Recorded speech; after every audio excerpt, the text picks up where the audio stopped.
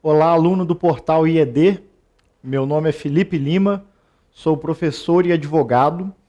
E na aula de hoje nós trataremos sobre a unidade temática do processo de conhecimento, cujo subtema que vamos tratar aqui é a fase decisória, ou seja, a fase decisória do processo de conhecimento.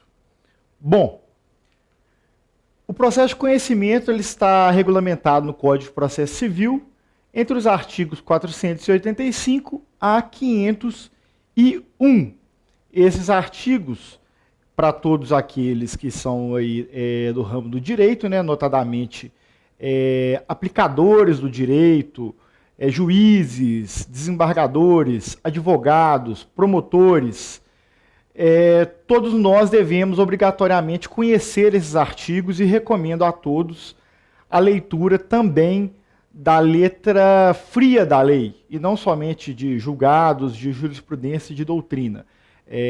Tendo em vista que o Código de Processo Civil é um manual instrumental por meio do qual nos valemos para fazer valer os direitos dos nossos clientes, né, no caso de nós advogados, entendo que é extremamente importante que todos conheçam a letra da lei para poder utilizá-la de forma mais consciente, eficaz e técnica no dia a dia. Bom, na aula de hoje, a aula de hoje foi dividida em 3 itens. Nós vamos tratar primeiro aqui da parte introdutória. Em seguida, trataremos das fases do procedimento comum, que é o nosso tema central da aula. Em seguida, entraremos ao subtema, né, ao subtópico da fase decisória do procedimento comum. Trataremos dentro da fase decisória, então, todos os seus elementos. Quais sejam? Conceito de sentença, sentença terminativa, sentença definitiva, o que são esses tipos de sentença, elementos essenciais da sentença, que são aqueles elementos que devem necessariamente estar presentes em uma sentença, a classificação e efeitos das sentenças definitivas, aquilo que se entende por sentenças citra petita, ultra petita e extra petita, que são conceitos aí que muita gente acaba confundindo no dia a dia, o que seria uma sentença condicional, a relação de uma sentença com fato superveniente. Trataremos também das hipóteses nas quais é cabível a modificação da sentença. Trataremos também da sentença que tenha por objeto a obrigação de fazer, não fazer ou de entregar coisa, daquelas sentenças que tenham por objeto a emissão de vontade e, por fim, trataremos daquelas hipóteses da remessa necessária, que é aquele reexame da sentença de ofício pelo órgão de segunda instância. Bom, antes da gente entrar, então, propriamente no processo de conhecimento propriamente dito, é importante que todo mundo tenha claro o que significa esse processo de conhecimento, ou também chamado de processo de cognição. Nós assim conceituamos o processo de conhecimento ou cognição. Método aplicável para verificar a procedência do direito pleiteado pelas partes. Antes de proferir a sentença de mérito, deve o juiz conhecer as questões de fato e de direito deduzidas em juízo, bem como as provas respectivas. O que quer dizer isso?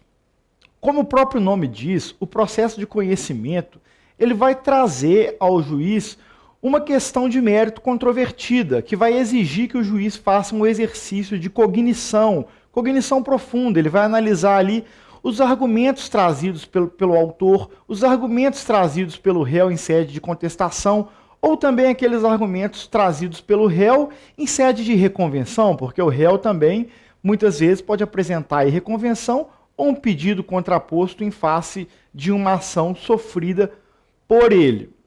Bom, o juiz então vai analisar esses argumentos trazidos pelas partes, analisará os fatos que dizem respeito àquele processo e analisará também eventuais provas produzidas, provas testemunhais, provas documentais. E após fazer toda essa análise, aí sim o juiz terá condições de proferir uma sentença, de dar àqueles jurisdicionados àquilo que se espera do Estado, a pacificação daquele conflito por meio de uma sentença, de uma decisão judicial. Bom, é importante a gente ter em mente que o processo de conhecimento é o processo mais comum, é o processo que nos utilizamos na maioria dos casos que envolvem controvérsias materiais no dia a dia. Contudo, não é só do processo de conhecimento que vive o nosso CPC.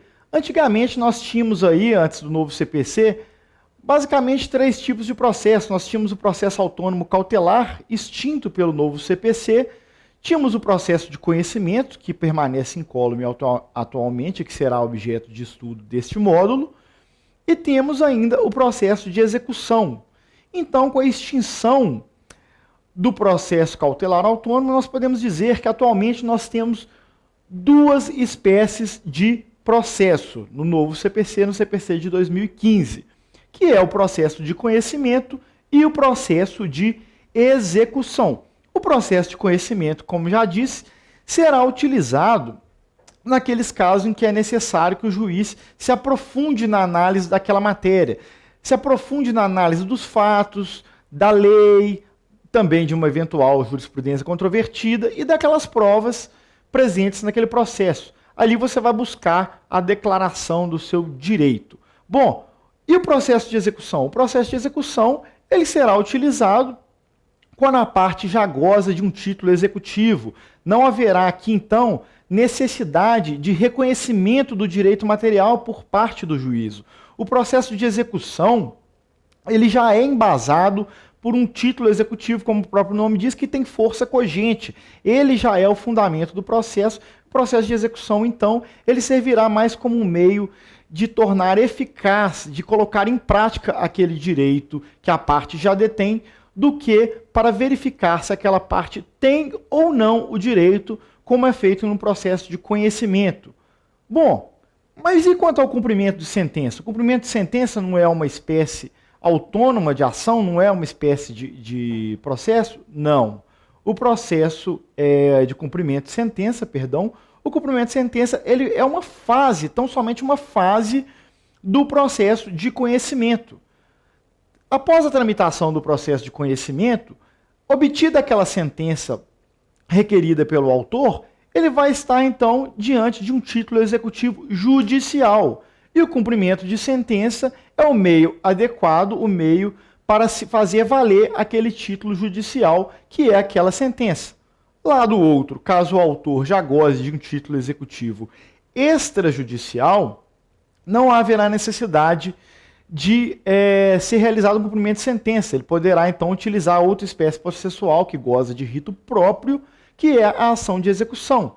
Então, para ficar claro para todo mundo, quando se trata de título executivo judicial, vamos nos valer do cumprimento de sentença, que não é uma espécie de ação autônoma, não é uma espécie de processo autônomo, é apenas uma fase do processo de conhecimento, enquanto, por outro lado, quando a parte já goza de um título executivo extrajudicial, ela se valerá, então, de outra espécie de processo, que é o processo de execução, que tem um rito mais célere, um rito próprio. Bom, procedimento ou rito? Outra dúvida que muita gente confunde. Confunde espécie de ação com o que a gente chama de procedimento ou rito. Bom, espécie de ação, como nós dissemos agora há pouco, são 2 no atual Código de Processo Civil, quais sejam o processo de conhecimento e o processo de execução.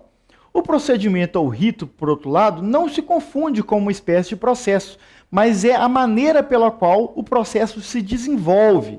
A cada espécie de processo corresponde um ou mais procedimentos. O próprio Código de Processo Civil traz aqui o que a gente chama de regra, traz a regra geral do procedimento que deve ser utilizado em um processo. O que é que diz o artigo 318 do CPC? Aplica-se a todas as causas o procedimento comum, salvo disposição em contrário deste código ou de lei. O procedimento comum aplica-se subsidiariamente aos demais procedimentos especiais e ao processo de execução. Bom, como grifei ali, ao processo de conhecimento corresponde o procedimento comum, é aquele procedimento que o Código de Processo Civil utiliza como regra. Quando a lei não falar nada de diferente, o procedimento, o meio pelo qual, as fases que aquele processo vai observar, é o procedimento comum.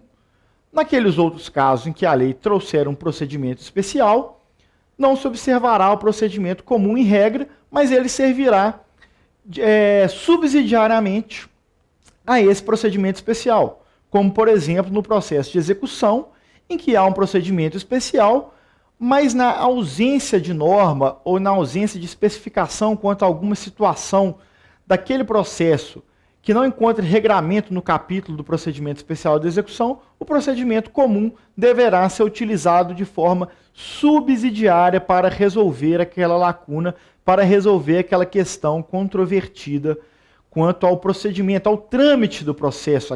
O procedimento nada mais é, então, ou o rito, aquele instrumento, a forma instrumental como os atos vão se desenvolver no processo, a ordem em que as coisas vão acontecer ali no processo.